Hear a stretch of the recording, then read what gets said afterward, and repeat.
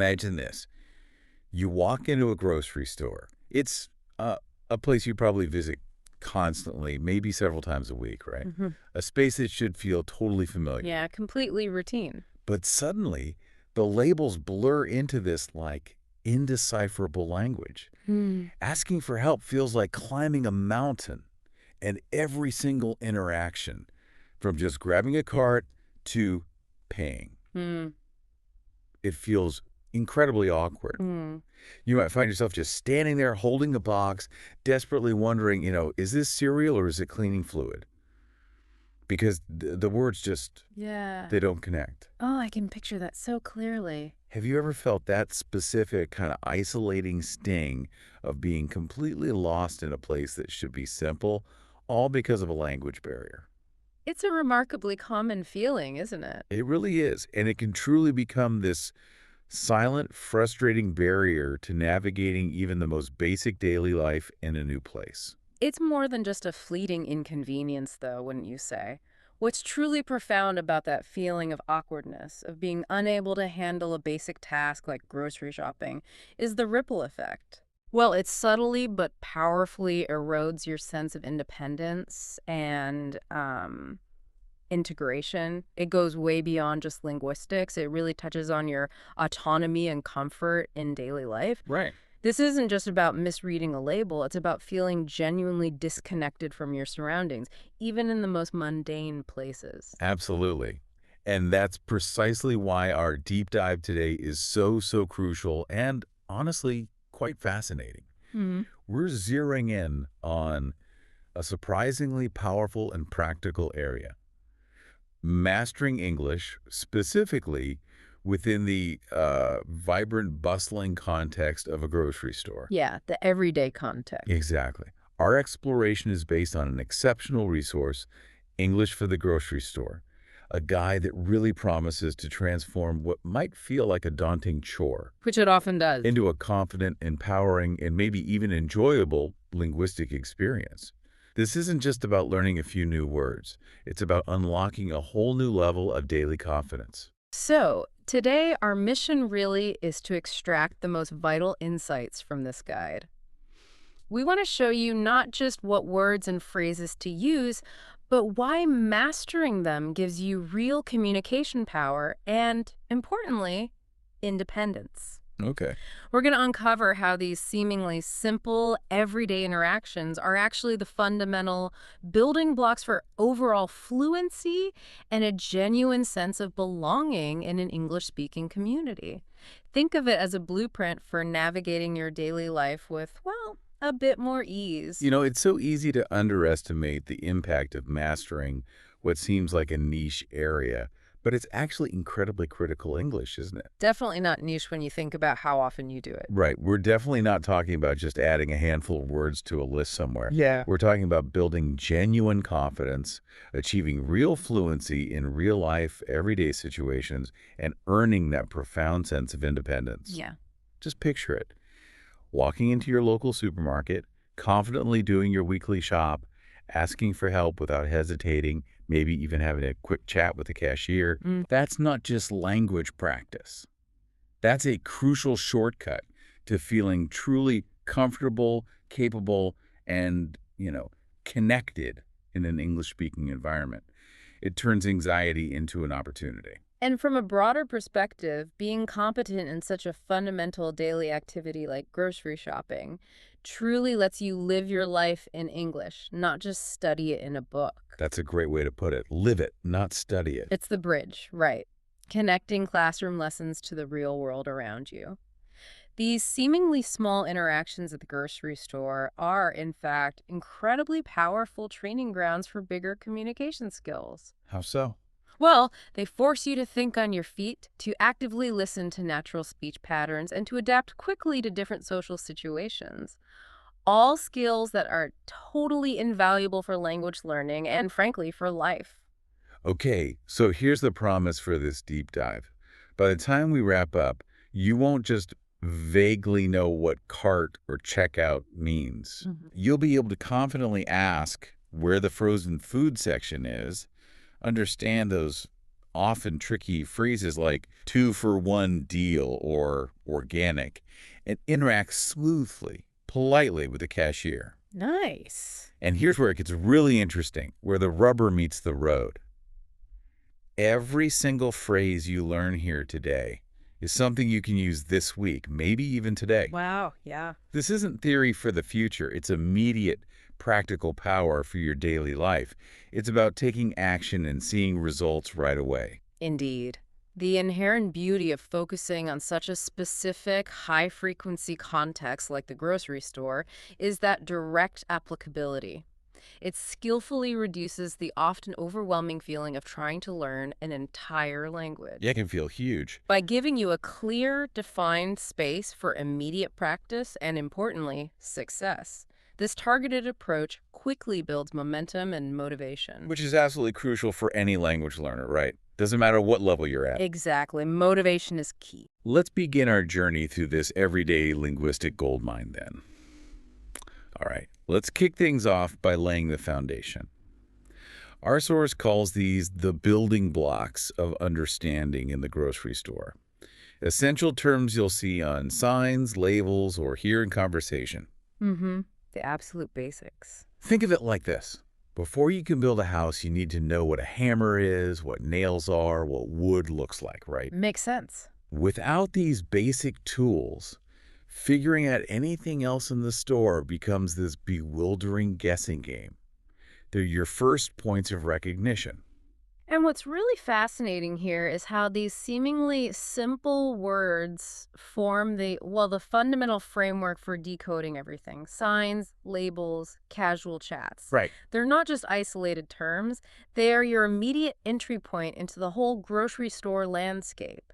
They let you quickly make sense of your surroundings and the info presented to you. Like a sale sign or directions from an employee. Exactly. Without them, it's just a jumble of letters and sounds. With them, you start seeing structure and meaning. Okay, let's start with navigating the store itself. First up, a classic that often trips up new learners because of its pronunciation. Aisle. Ah, yeah, AISLE. Spelled A-I-S-L-E, but pronounced exactly like I'll, as in I'll go to the store later. Right, the S is silent. This word just means the long pathway between shelves. For example, you might hear, "Attention shoppers, organic produce is now in aisle 7." Or an employee might say, "You'll find the pasta in aisle 4 on the left." Knowing this immediately empowers your navigation, turns wandering into purposeful movement. And building on that, it's not just knowing the word. If we connect this to the bigger picture, understanding aisle is crucial for getting the basic organization of stores in English-speaking countries. They're all numbered usually. Almost always structured with clear aisle numbers or categories. Knowing this term helps you find items quickly and anticipate where things might be, even without a specific number. Like knowing the bakery aisle gets you in the right zone. Precisely. It's a key piece of how stores are laid out, improving efficiency and reducing stress. Next, a common distinction. Cart versus basket. Simple but vital. Uh-huh. A cart, or sometimes a trolley in British English, Hmm. is that big wheeled thing you push around for a major weekly shop. Right, the big one. A basket, on the other hand, is the smaller, handheld one. Perfect if you only need a few things. Quick trip. Grab and go. So when a greeter asks, "Do you need a part or just a basket?" you know exactly what they mean, and you can choose confidently based on how much you plan to buy. Yeah, it's a small decision, but it makes that first interaction smoother. It does. And this seemingly minor distinction actually reflects the reality of different shopping trips, doesn't it? A full shop needs a cart, a quick stop needs a basket. Right. The vocabulary reflects that practical difference. Being able to say which one you want makes things easier and shows you're kind of prepared. Then we have section. This is broader, a general term for a specific area, maybe covering multiple aisles. Okay. Like dairy section. Yeah. Exactly. Dairy section for milk, yogurt, cheese, produce section for fruits and veggies, frozen section for ice cream and frozen meals. Got it. You might hear the juice is over by the dairy section, or I found gluten-free bread in the organic section. It's helpful for identifying broader categories and mentally mapping the store. Stores are almost always logically segmented into these larger sections.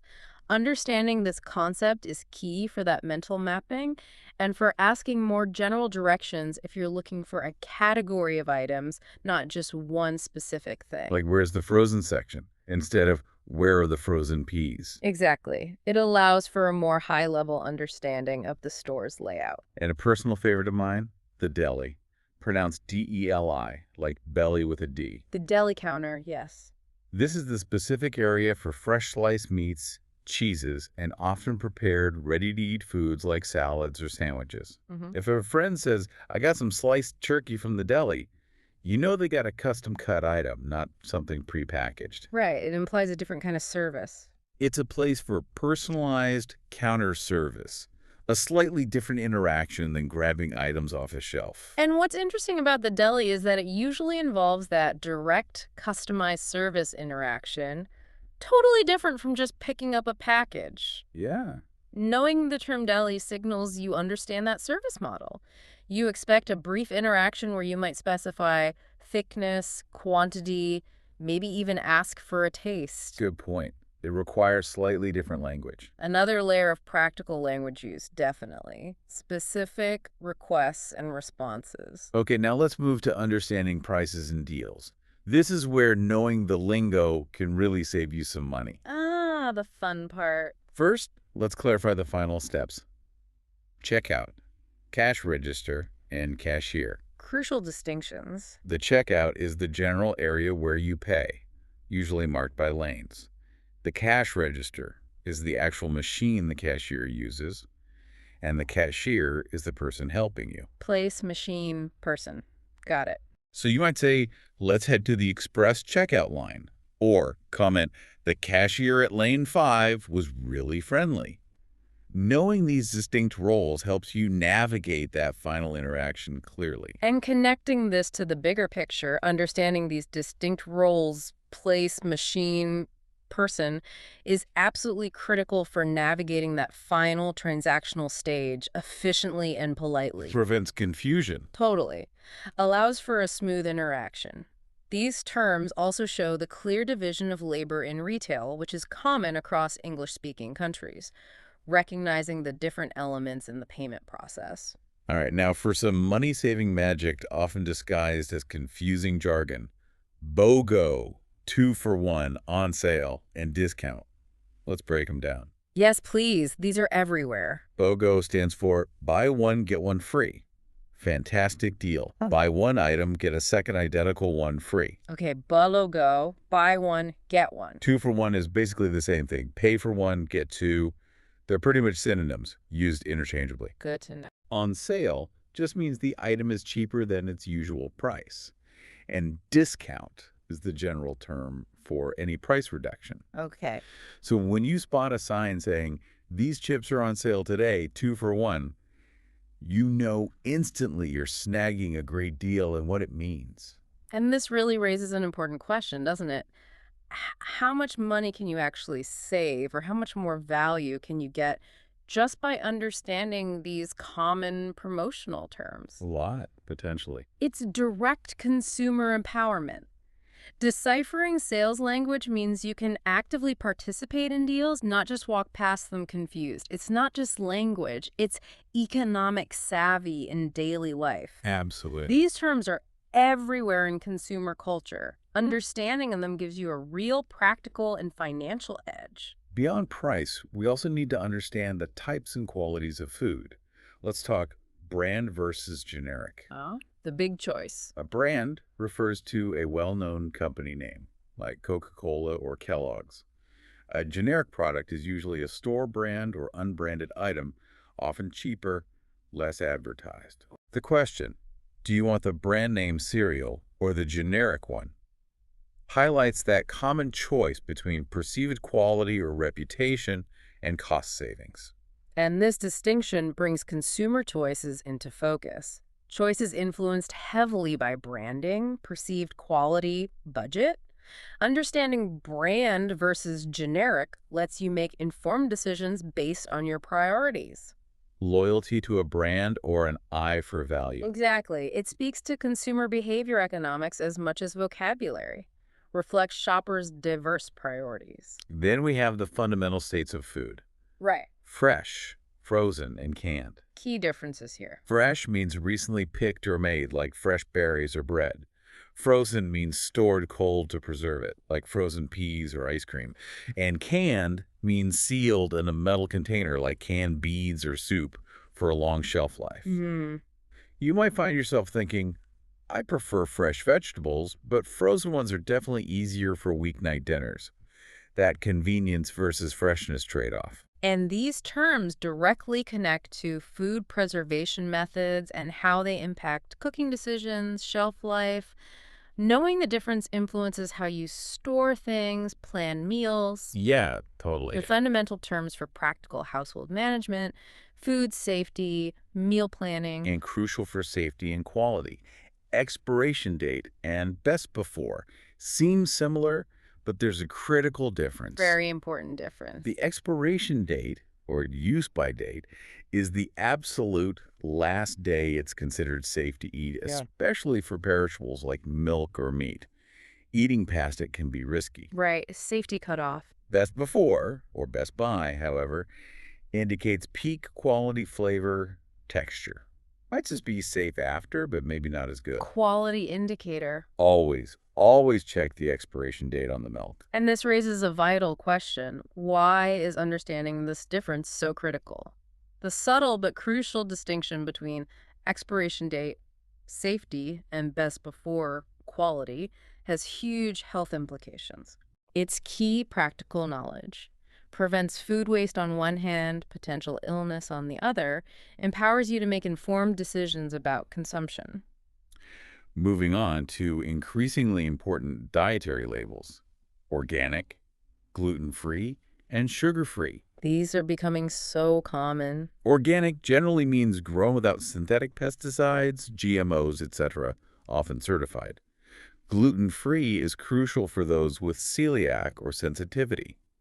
No gluten protein from wheat, barley, rye. And sugar-free means no added sugars, though maybe artificial sweeteners. Hmm. Asking, is this yogurt organic? Or do you have gluten-free bread? Engages with this growing aspect of modern consumer choice, health, allergies, lifestyle. And what's fascinating is how these labels cater to increasingly diverse health, allergy, and lifestyle needs worldwide. Understanding them lets you make precise choices for dietary needs, medical reasons, or ethics, They're more than just words. much more. They represent a big shift in consumer awareness, product innovation, how food is made and marketed. You also see vegan, vegetarian, dairy-free, nut-free, all crucial. And finally, for this section, common quantities that become fixed phrases. A dozen and half a dozen. The egg count. Exactly. A dozen means 12, half a dozen means 6. While they could apply to anything, they're overwhelmingly used for eggs. Right. You'll frequently hear, I'll take a dozen eggs, please. It's a specific quantity that's almost idiomatic for certain products. Crucial to know.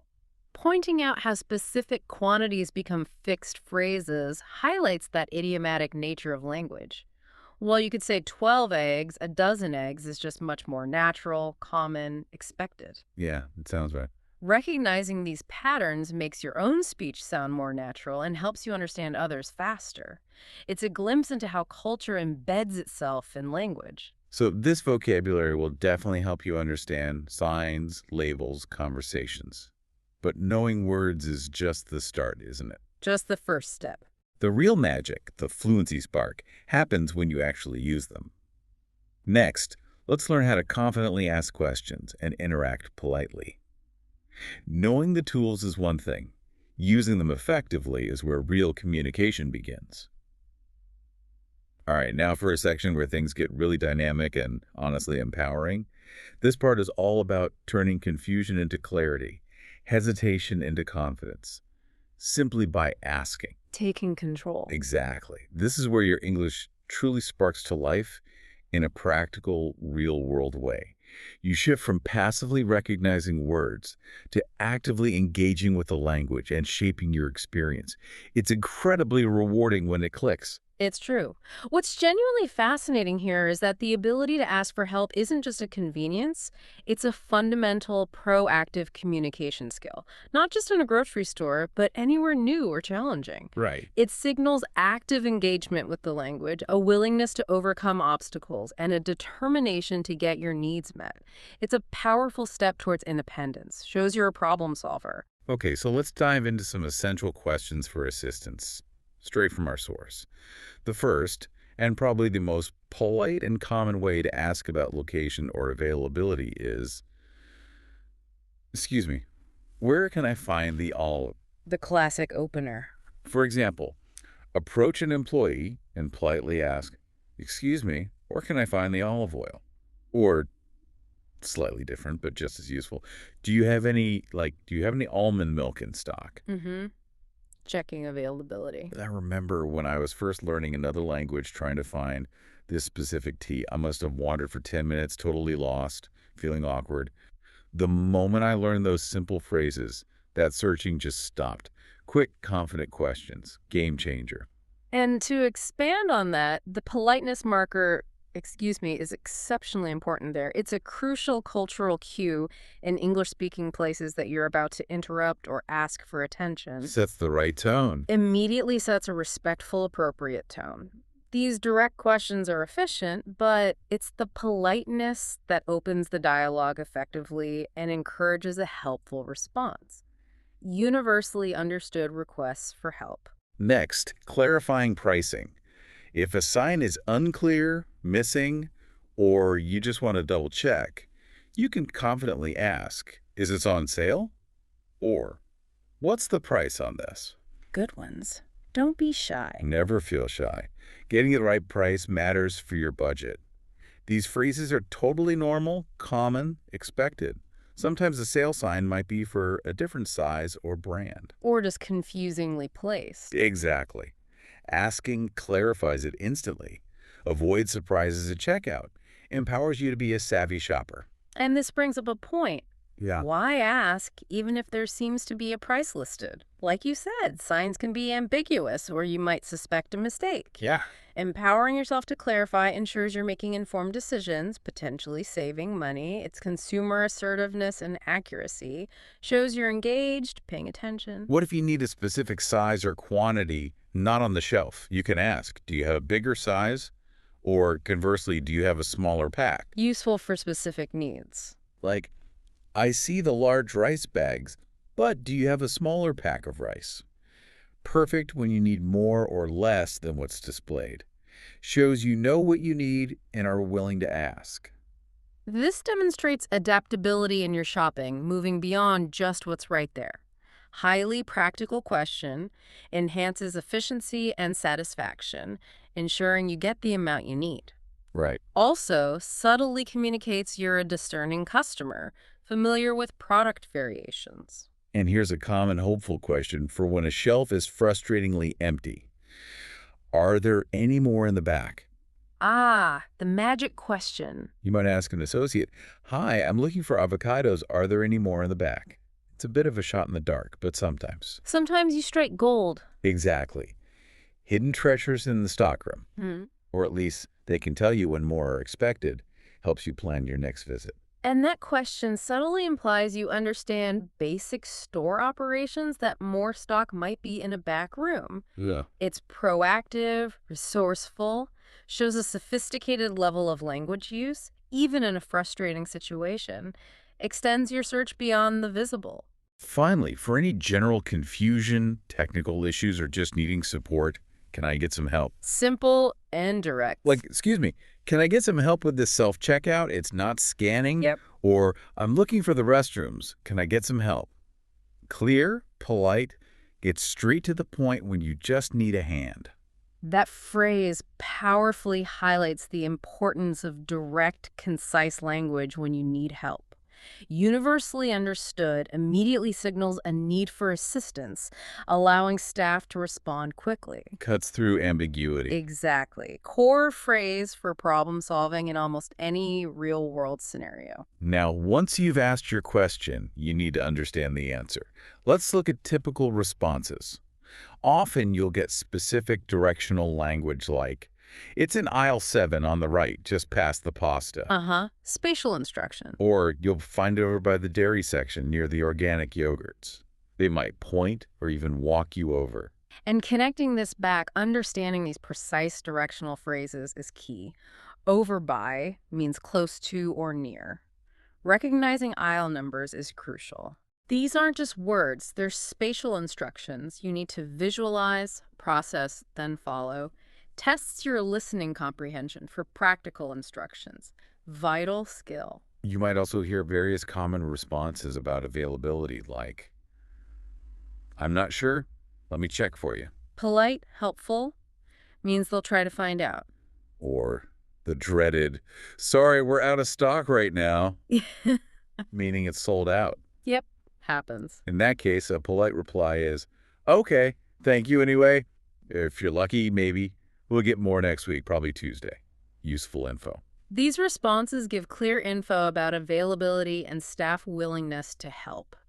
Knowing how to acknowledge them politely, even with bad news, is key for positive interactions. Shows respect. Demonstrates respectful, effective communication. Shows you understand their efforts, even if the outcome isn't ideal. Our source gives a great example of a simulated real-life dialogue. Let's walk through it. Imagine you're the customer. Okay. Excuse me, do you have any coconut milk? Clear question. Employee, yes, it's in aisle 9 near the international foods. Precise answer. You. Thank you. Polite acknowledgement. Employee. No problem. Let me know if you need anything else. Friendly closing. See? Smooth. Analyzing that, what stands out is how complete and successful that communication loop is. Efficient, polite, friendly. Yeah.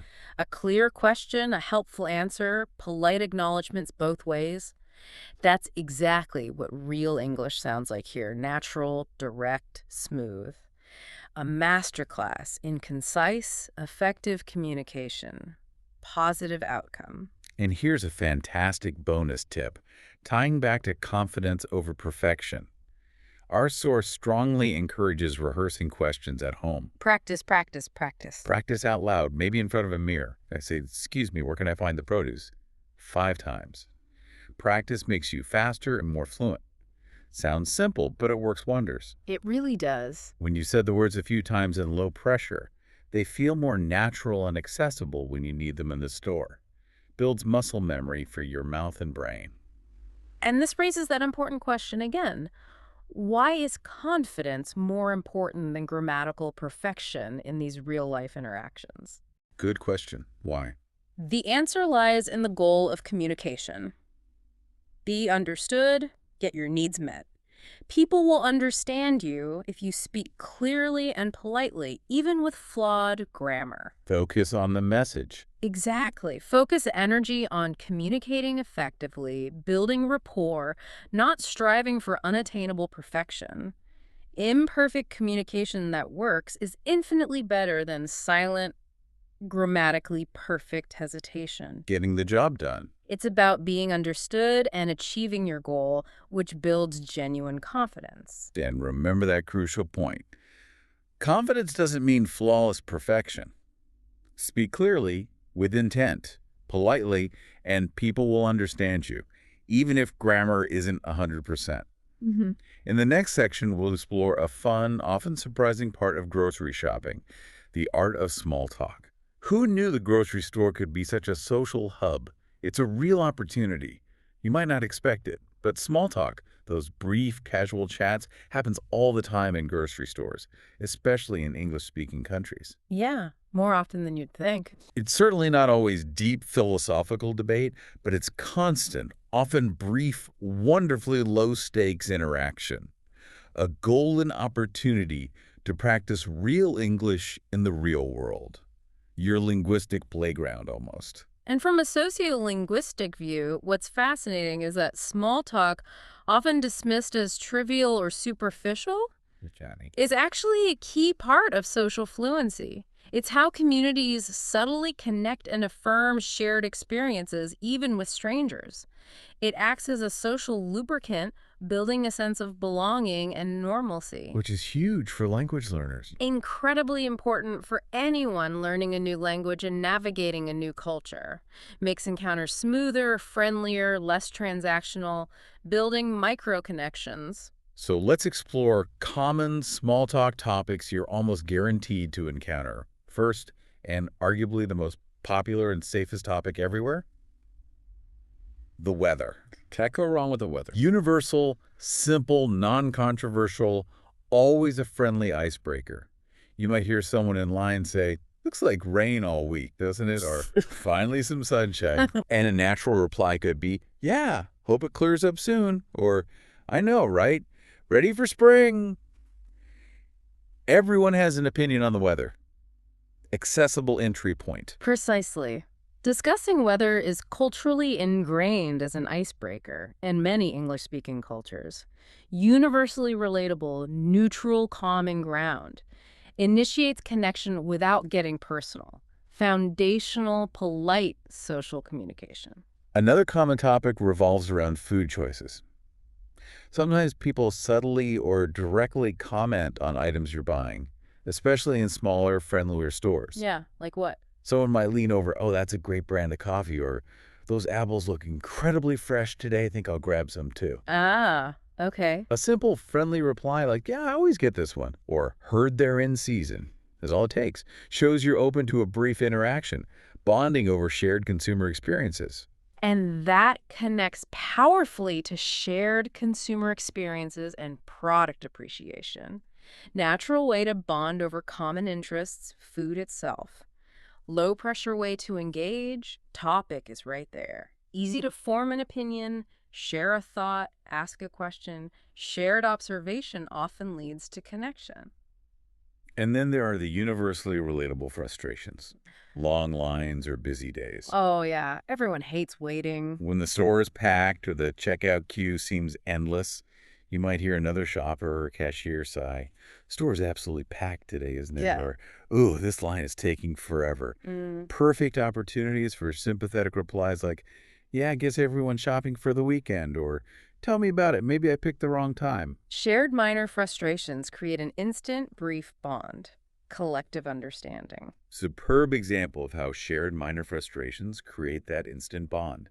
Acknowledging a common experience, showing empathy, key components of social cohesion, even in brief interactions, validates their experience, creates camaraderie. Finally, we have compliments or gentle jokes. Light, friendly humor, casual compliments are common, especially near checkout, passing time, or lightening the mood. What kind of jokes? You might hear, "Came in for one thing, ended up with a full cart. How does that always happen?" And the perfect, often self-deprecating reply, "Oh, happens to me every time. Grocery store superpower." Oh, Quick, easy way to inject humor, establish friendly atmosphere. absolutely. Emphasizing gentle, often self-deprecating humor is crucial. Observational jokes inviting a shared smile or chuckle, not deep belly laughs, contributes to positive interaction without needing complex language. Simple, human connection. So if you feel brave and want to initiate small talk, our source has great openers. Try, "Excuse me, do you know if this is any good?" Holding a product. Great starter, invites opinion. Nice one. Or, in a busy line, "Busy today, isn't it?" Works wonders, universally understood. And if someone else is looking at the same item, "Have you tried this before?" Thinking of getting it. Good, natural question. The key is you don't have to say a lot. One short comment or friendly question can instantly make you feel more fluent and comfortable. Just taking that first small step. And this raises an important question. Why is it so empowering for you, the listener, to take the initiative? Why? Because it transforms you from passive recipient to active, engaged participant. Even a simple question shows confidence, willingness to engage, highly appreciated socially, gives you a sense of agency in your language journey. So why does small talk matter beyond the conversation itself? Well, connecting to the bigger picture, small talk is invaluable practice for several critical skills. Helps you practice actively listening to natural, unscripted responses. Improves your rhythm? Significantly improves speaking rhythm and intonation, and teaches the subtle art of politely joining and gracefully leaving conversations. Low pressure environment for refining practical linguistic skills. Not just vocab, but the flow. Exactly. Learning the organic rhythm, flow, social cues of natural conversation. Invaluable for overall fluency and integration. Exactly. And maybe more than anything, it helps you feel genuinely part of your local community, even if you're still learning. That sense of belonging. Transforms the store from purely transactional to a place for small, authentic human connections. That feeling of connection is incredibly powerful and motivating. Definitely. These short exchanges build confidence and connection even with strangers. In our next and final section, we move to the culmination. What to say at the checkout counter, greeting the cashier, responding to questions, finishing your visit with confidence. The grand finale. Okay, let's unpack this final crucial stage. You've filled your cart, picked your favorites, navigated the aisles like a pro. Now it's time for the final step, talking to the cashier. The moment of truth. For many learners, this moment might feel the most stressful. It's direct, focused, often time-sensitive, with an expectation of quick, clear responses. But I promise it absolutely doesn't have to be. Right. With the right phrases, a little preparation, this can become one of the smoothest, most routine parts of your trip. Least intimidating. And this raises that question again. Why does the checkout often feel the most intimidating? Yeah, why is that? It's usually the most concentrated interaction point, clear transactional purpose, often the pressure of a queue behind you. Anticipating it, knowing the common phrases, significantly alleviates that anxiety, transforms it into manageable routine, Confidence here is key for the overall experience. reinforces all the prior learning. Absolutely. Our source gives a fantastic step-by-step guide to navigating checkout like a pro. Step 1. Greeting the cashier. First impressions. In English-speaking countries, cashiers usually initiate. They might say, "Hi, how are you today?" Or, "Good morning, did you find everything okay?" Standard greetings. You don't need a complex answer. Simple, friendly replies work perfectly. "I'm good, thanks, how are you?" Or, "Yes, thank you, everything was easy to find." Sets a positive, friendly tone. Standard social ritual. And what's fascinating is how these simple reciprocal greetings establish that friendly human tone right away. Not just politeness. It's expected, signals respect, opens the channel for positive interaction. Cultural norm. Big return in social comfort for a small investment. Step 2. Bagging questions. Depending on the place, you'll hear questions about bags. Do you need a bag? Or, common in the U.S., paper or plastic, asking your preference. Ah, yes, the bag choice. Straightforward replies, "Yes, please, a plastic bag is fine." Or if you brought your own, "No, thank you, I brought my own bag." Also note, many places now charge for bags to encourage reuse. Right, environmental initiatives. So don't be surprised if they ask, "Would you like to buy a bag for 10 cents?" Or something similar. And that point highlights that increasing trend of charging for bags. Understanding this is common prepares you for the question, avoids being caught off guard by a small cost. Reflects a shift in consumer practice learners need to know. Cultural shift integrated into the transaction language. Step 3. Payment time. Item scanned, money changes hands. Cashier tells you the total. That'll be $22.45. Then might ask, "How would you like to pay?" Or debit or credit or cash or card. Payment options. They might also ask, do you have a loyalty card or rewards member? This is for store programs giving discounts or points. Good to know about those. Replies are simple. I'll use my card, or credit, please, if no loyalty card. No, thank you, if using cash. Here you go. Or here's $25. They'll give you your change money back. Elaborating on common payment methods, debit, credit, cash, tap to pay, and the benefit of loyalty cards is useful here. Understanding options allows smooth, efficient payment, potentially saving money or getting points.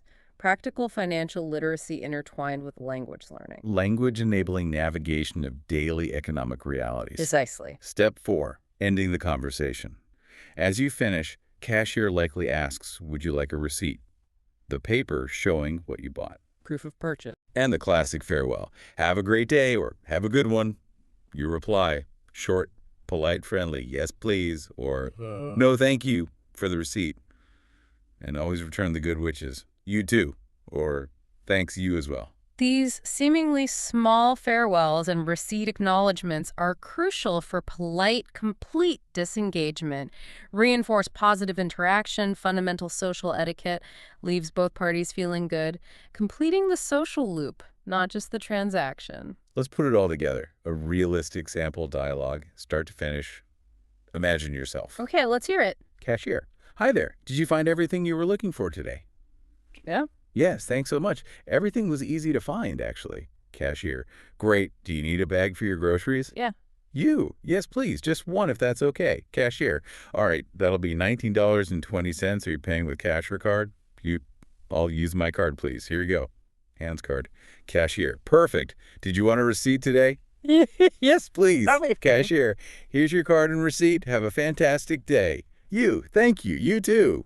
Analyzing that whole interaction, what we see is a complete, successful, wonderfully smooth communication loop.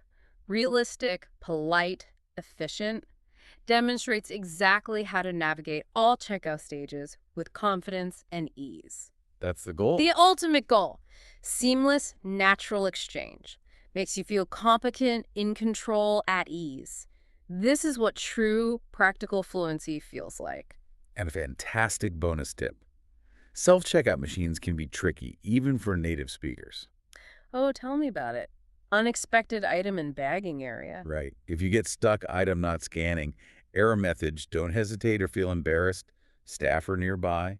Just politely wave or make eye contact and say, hi, can you help me with this? Or, excuse me, I need some assistance here. Reinforcing that staff are used to helping people, especially learners at self-checkouts, is so important.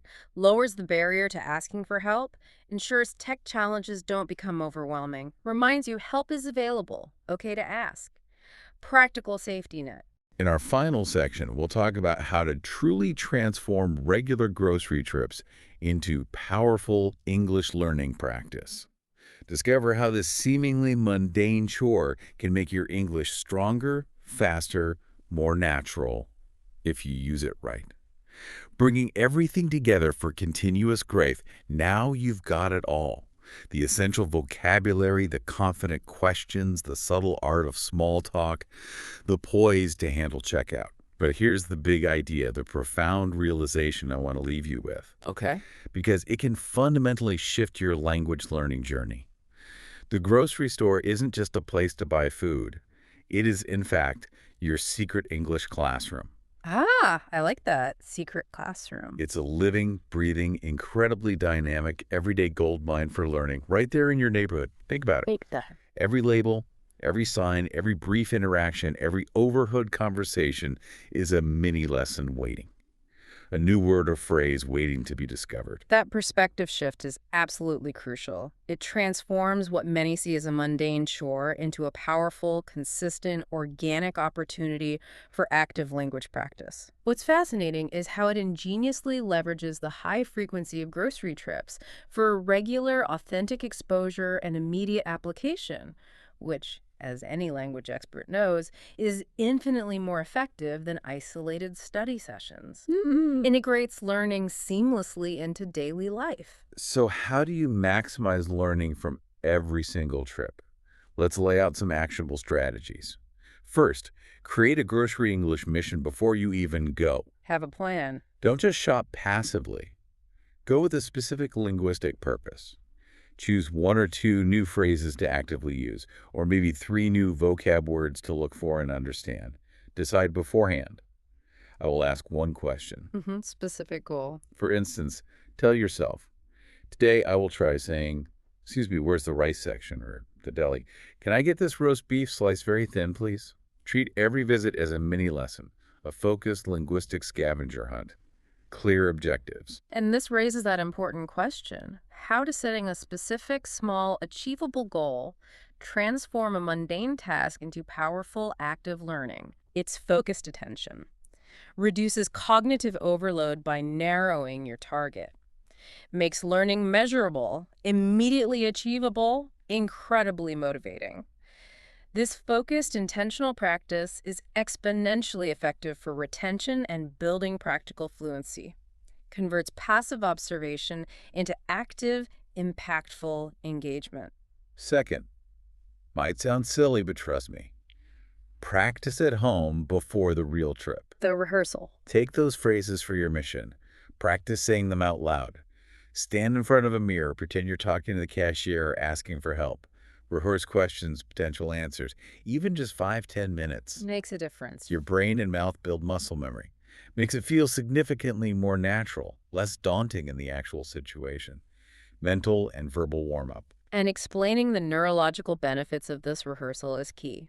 Builds muscle memory for speech, significantly increases confidence in real time, primes your brain and articulators for the actual performance, drastically reducing hesitation, improving fluency when it counts, reduces performance anxiety, makes the interaction smoother. Third, crucial for improvement, repeat, reflect, improve. The learning cycle. After shopping, take a moment. Think about what happened. What phrases did you use? What worked? What felt awkward or hard? Did you understand the answers? What new words did you notice on labels or signs?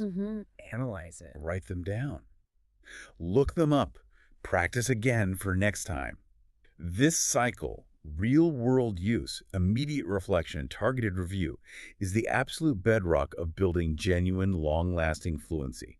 Every interaction, every small aha or oops becomes an invaluable learning opportunity. And what's fascinating here is that cycle real use, reflection, review is precisely the bedrock of building fluency. Every mistake, every confusion teaches something invaluable, often more deeply than a correct answer. Every success reinforces learning. Iterative process of continuous self-directed improvement moves you steadily towards mastery, taking ownership of your learning journey. Fourth, push your boundaries, challenge yourself, get uncomfortable. Don't get stuck in the same comfortable linguistic routine.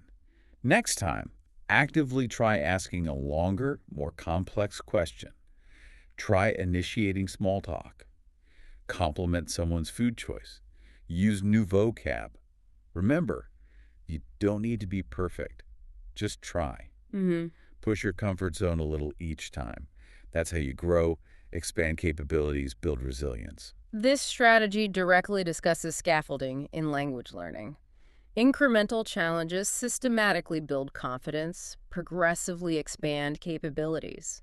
Gradually increasing difficulty prevents stagnation, encourages continuous development. Stepping out of your comfort zone, but in manageable increments, ensures progress without overwhelm. Strategic approach. And finally, a powerful ally. Use technology. You are definitely not alone. Tools are essential. Unsure about a new word on a label? Take a quick photo with your phone, look it up later. Use a translation app for immediate help or pronunciation. And rewatch this deep dive or other learning content again and again. Reinforce the learning. You're not just a shopper. You're a dedicated learner in action, equipped with powerful tools right in your pocket. Emphasizing technology as a powerful, accessible tool for self-directed learning and consolidation is crucial today. Provides immediate support, allows independent exploration, offers constant reinforcement in real-world contexts, empowers learners to take charge of their progress anytime, anywhere. So next time you grab your cart, head into the grocery store, remember this powerful truth. You're not just buying food. Mm. You're actively building your fluency, cultivating your confidence, expanding your real-life English power. Every single trip is an investment in yourself and your incredible language journey. It truly is a secret, bustling classroom waiting for you to unlock its full potential, turning a chore into a triumph. And if we connect this to the broader picture, the ability to comfortably, confidently navigate these seemingly mundane, everyday spaces is often the true, authentic marker of feeling genuinely at home, thoroughly integrated within a new language and culture. Yeah, it really is. It's far more than just shopping. It's actively participating, contributing, belonging. This quiet competence fosters deeper self-assurance, empowers you to engage more broadly, deeply with your new environment, transcending simple transactions to build true connection. We've taken a comprehensive deep dive today into mastering English in one of the most practical places, Mm. the grocery store. Covered everything from essential vocab, asking questions, small talk, to confidently handling the checkout. A full toolkit. The value here is immediate, tangible. Literally everything learned today can be applied on your very next shopping trip, starting right now. So as you go about your day, think about this. Mm. After today's deep dive, what specific English phrase or interaction will you commit to trying next time you're at the grocery store? Visualize it, plan it, and go put it into confident practice. Thank you so much for joining us in this deep dive into making everyday English truly empowering and deeply rewarding. We genuinely hope you feel ready to conquer those grocery aisles with newfound confidence. Keep exploring, keep practicing, and most importantly, keep finding those incredible secret classrooms all around you in daily life. Until next time, keep digging deeper into the fascinating world of language.